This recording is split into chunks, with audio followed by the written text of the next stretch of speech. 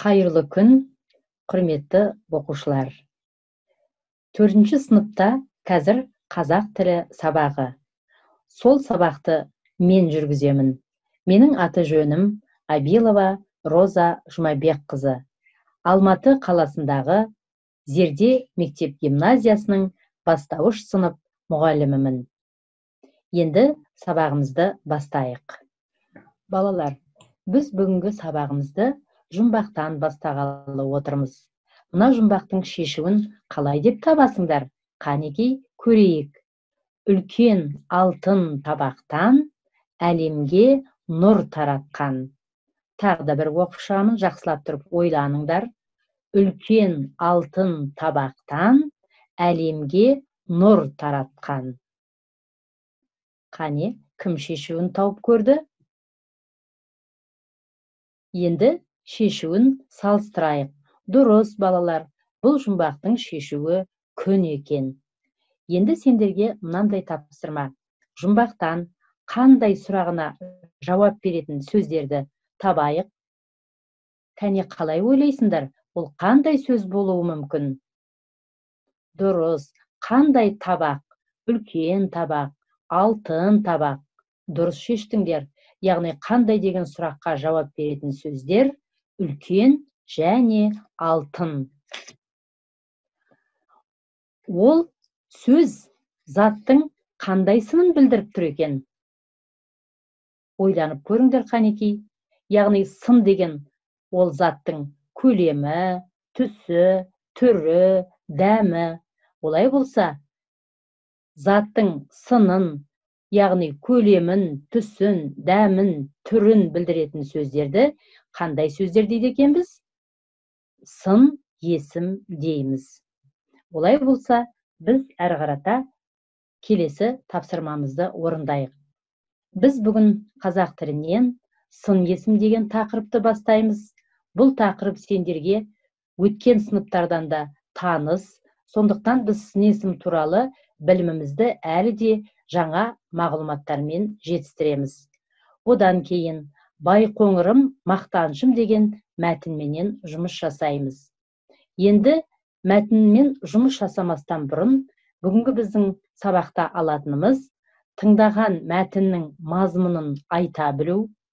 Яғни сендер осы мәтінді оқығаннан кейін оның мазмұнын қалай, қай жолдармен айта білу керек екенін үйренесіңдер бүгінгі сабақта.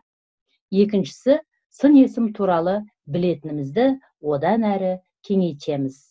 Олай болса, сендер келесі сызбаға назар аударыңдар. Енді мәтінді жақсылап тұрып тыңдайық. Мен қазір мәтінді оқимын, сендер соны тыңдап отырыңдар. Байқоңыр халықаралық ғарыш айлағы.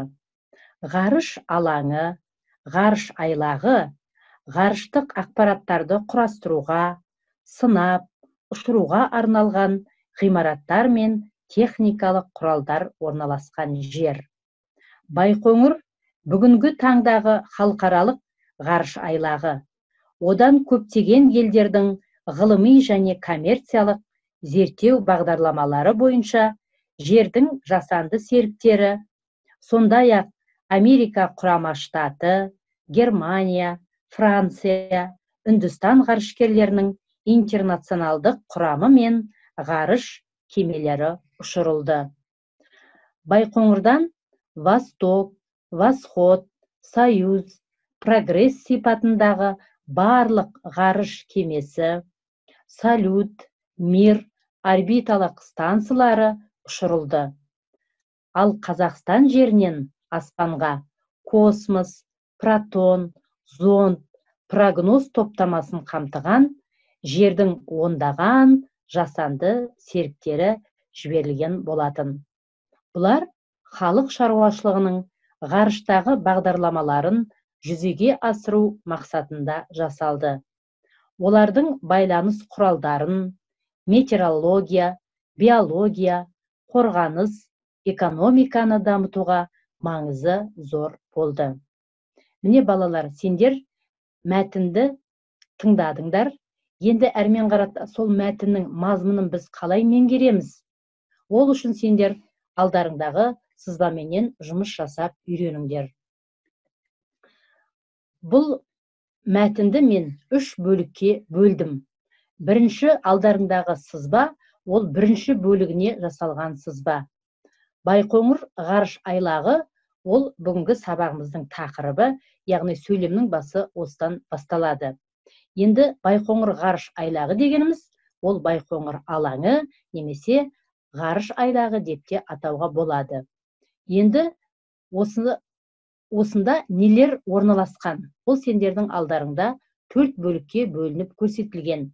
Яғни олар ғарыштық ақпараттар, сынақ, ұшуға арналған ғимараттар және техникалық құралдар, осылардың барлығы да орналасқан жерді Байқоңыр ғарыш айлағы деп атайды. Ал енді келесі сызбаға назар аударыңдар. Келесі сызбада Байқоңыр ғарыш айлағы, жаңа мәтінде айтып кеткендей, бұл халықаралық ғарыш айлағы. Бұл халықаралық ғарыш айлағында ғылыми және коммерциялық зерттеу бағдарламасы бойынша жердің жасанды серіктері ұшырылады. Сонымен қатар ақш, Германия, Франция ғарышкерлерінің интернационалдық құрамы және ғарыш кемелері осы жерден ұшырылады. Бұл екінші сызба сендердің мәтіндегі екінші бөлігі бойынша жасалған. Енді үшінші бөлімде төмендегі сызбаны көріп отырсыңдар. Яғни Байқоңырдан ғарыш кемесіне нелер жатады? Олар Восток, Восход, Союз, Прогресс ғарыш кемелері, сонымен қатар орбиталық станциялар және Қазақстан жерінен космос, прогноз, зонд, пропан топтамасын қамтыған жердің жасанды серіктері жіберілді. Яғни бұл жерде сендер Байқоңырдан не жіберілгендерін анықтап біліп алуларыңа болады. Енді бұндағы мақсат не? Алға қойып отқан мақсат, ол халық шаруашылығының ғарыштағы бағдарламаларын жүзеге асыру. Міне сендер, егер осы 3 сызбаменен жақсы жұмыс істей алсаңдар, бүгінгі берілген жаңағы тыңдаған мәтіндеріңдің мазмұнын айтуға жақсы көмек болады. Енді келесі тапсырманы орындауға кірісейік. Яғни бүгінгі біздің сабағымыздың тақырыбы сын есім болды. Сын есім ол қандай сөз табы, қандай сұрақтарға жауап беретін, жаңа сендер басында өтіп кеттіңдер. Енді тапсырма төмендегідей: берілген сын есімдерге сай келетін затты тап дейді. Яғни қандай сын есімдер тұр алдарыңда? Ол қалың, ұзын, бұйра, қысқа не болуы мүмкін? Қандай зат болуы мүмкін? Соны ойланып көрейікші. Тағы да қайталаймын. Қалың, ұзын, бұйра, қысқа деген сын есімдерге, 4 сын есімге сай келетін зат, бұл менің бойымша шаш деп ойлаймын. Мысалы, қалың шаш болады, ұзын шашта болады, қысқа шашта болады, бұйра шашта болады. Яғни бұл жердегі затымыз біздің, яғни затымыздың аты, бұл адамның шашы деп айтуға болады. Екінші тапсырманы көрейік. Сын есімдер кең, биік, жарық. Осы 3 сын есімге сәйкес келетін зат, ол не деп ойлайсыңдар? Ол әрине сендердің отырған бөлмелерің. Көрейік. Кең бөлме болады. Биік бөлме, ондай бөлмеде болады. Және жарық бөлме. Осы 3 сын есімге сай келетін заттың аты бөлме. Енді сендерге тапсырма: үйден осы заттың атын білдіретін сөзді және осы сын есімге сай келетін затты өздерің мысалдармен толықтырасыңдар. Енді келесі тапсырмаға көшейік. Келесі тапсырмада аттың суреті берілген. Осы суретке мұқият қараңдаршы. Аттың бейнесі, оның сипаты қандай, түрі қандай, түсі қандай? Осы суретке қарап отырып сендер зат есімге қандай сұрағына жауап беретін сөздерді табыңдар. Қане ойланып көрейік.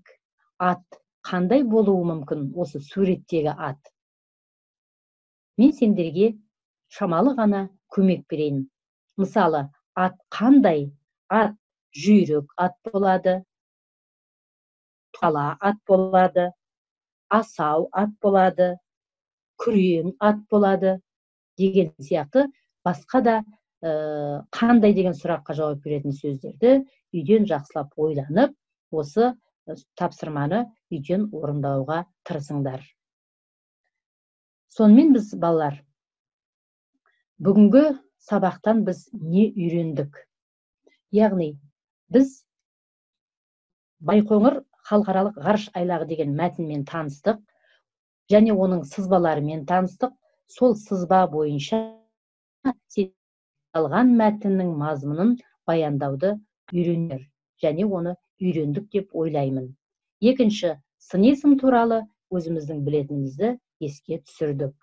Олай болса, үйге тапсырма, сабақта алған білімімізді қорыту мақсатында Білген Академи сайтына кіріп, тест сұрақтарына жауап берулеріңді сұраймын.